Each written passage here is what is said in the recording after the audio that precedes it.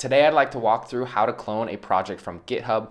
This tutorial is going to be useful if you've worked on changes and pushed those to GitHub and you're now looking to bring that project back down to your desktop to make more updates.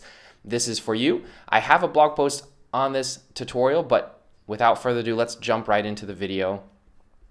First, what you're going to want to do is go to your repository in GitHub and select the repository that you'd like to bring back down to your local device. You're going to click this green code button, and then we're going to do the HTTPS option. And so go ahead and copy this URL. From there, we can go ahead and open up the terminal window.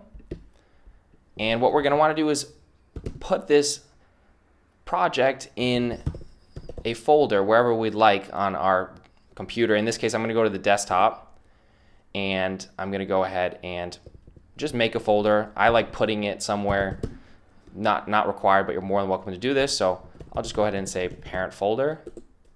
From here in this parent folder, we can then go ahead and say git clone and then add the URL that you just captured.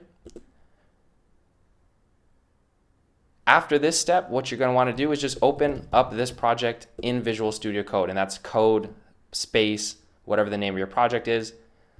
From there, all you have to do now in the terminal window within Visual Studio Code is to run npm install. And that's it. You have your project now on your local device. From here, I would recommend re-adding your environmental variables. If you have those, your .env will not be in the folder if you are using a .gitignore.